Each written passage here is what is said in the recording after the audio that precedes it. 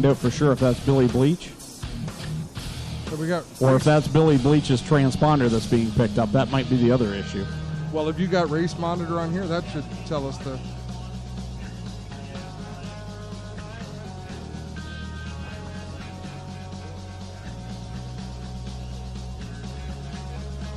Very exciting, though. Driver X. Driver X. We're going to go green this time at a turn forward. Kick off the season for the Middleport Mechanical Thunderstock Division.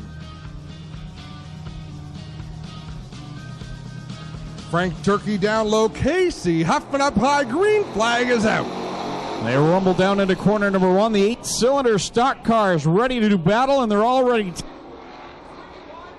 off at corner 2. Let's call him Billy Bleach because that's what the transponder says, and that X machine takes advantage of everyone getting squirrely in 1 and 2, drives around the bottom, and he'll lead him out of turn number 4, but here comes Ryan Dinning. Ryan Dinning also smooth here at Ohsweken Speedway, and here he is challenging for the lead, running that outside line in car number 8, side by side with Billy Bleach down the backstretch. 71 machine of Frank Turkey is settled into 3rd with Carl Salt running 4th. Nobody really driving away from this one. The entire pack staying within contention.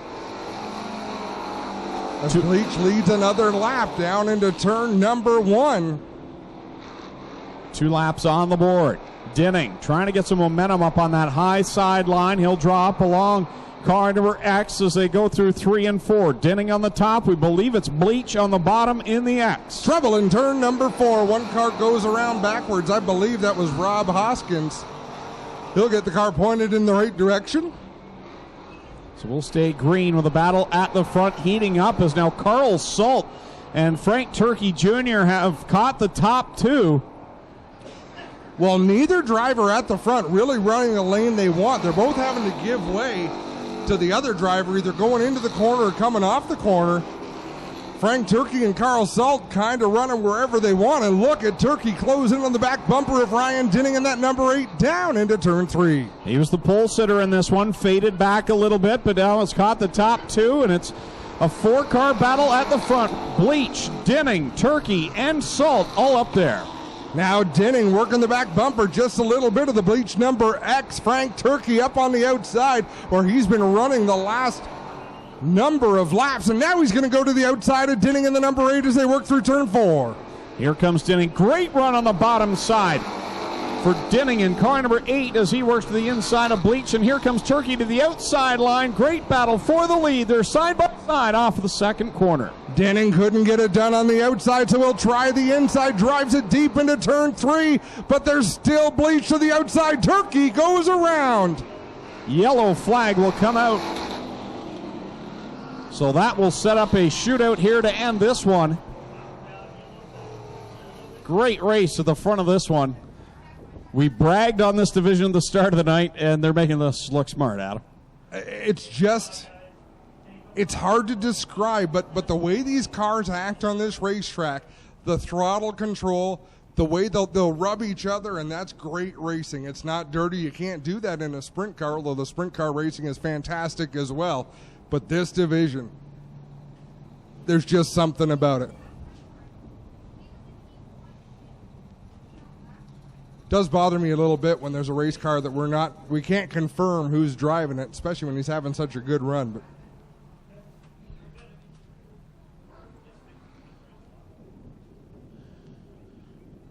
so the safety crew down there attending to Frank Turkey Jr. in the 71. Trying to get that car rolling. Camaro, but they had a hard time figuring out a setup on that, and it really caught on the middle part of last season, and I think Carl's in for a good solid year in car number 81 as he sits there in 3rd waiting for Dinning and Bleach to open the door and get him into the top spot. Green flag is out, and we're going to finish this one. Here goes Bleach directly to the outside. Dinning running that low line through 1 and 2. Dinning leads him into corner number 3 this time by. We'll see the white flag. One more trip around for Ryan Dinning with Billy Bleach Jr. right there in tow in 2nd. Carl Salt 3rd, and Derek Lemaire has caught the top 3. And that's the cream of the crop at the front of this field, but look at the back of the field. They're not losing a whole lot of ground here.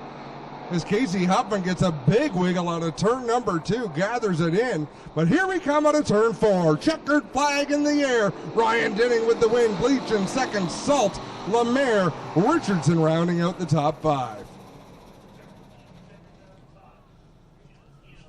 2 qualifying heats remaining for the Middleport Mechanical Thunderstock Division.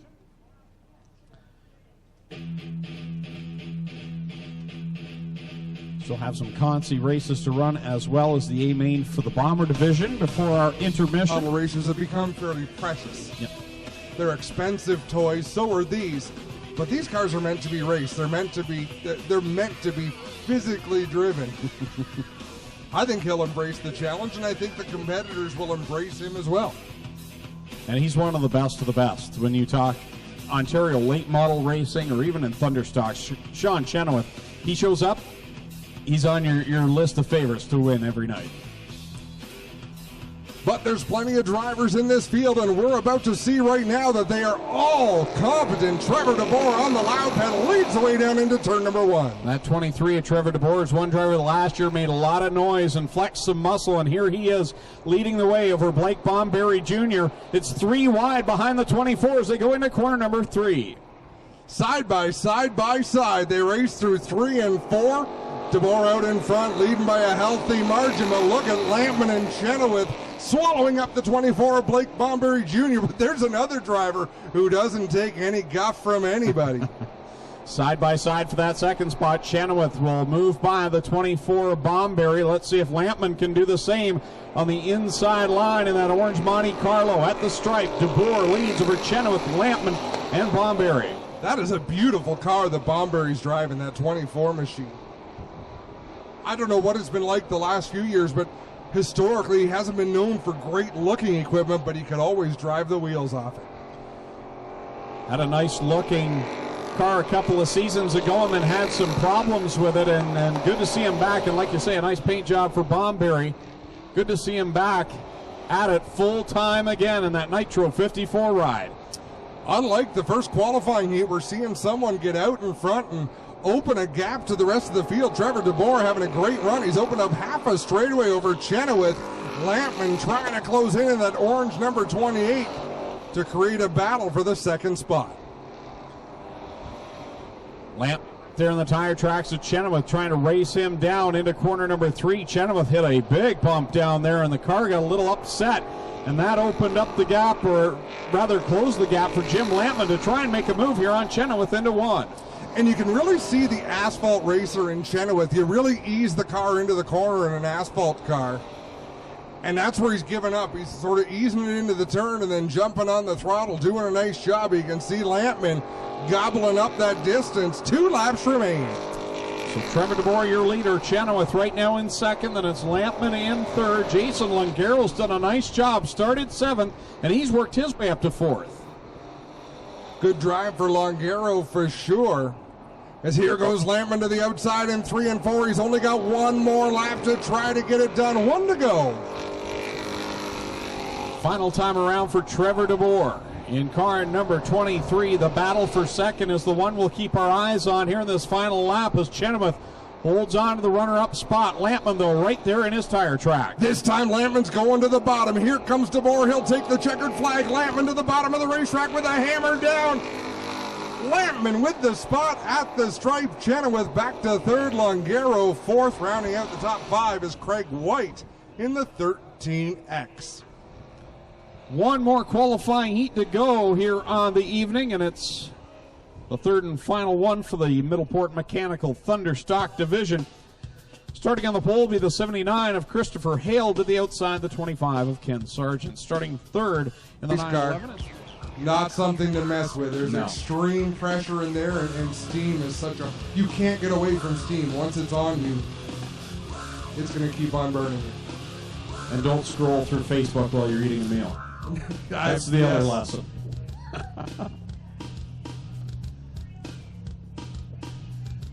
Final qualifying heat of the evening. The Middleport Mechanical Thunderstock Division. Side by side out of turn number 4. Green flag in the air. We're off. final qualifier for the Thunderstocks. My bad, great sprint cars still to come. Adam? Wow, how could we forget that? How did we forget that? I've been looking forward to that for a couple of months now as Ken Sargent leads the way through 3 and 4. Rookie Christopher Hale, who cruised for Chris Raby in the 0-1 machine, he and his father.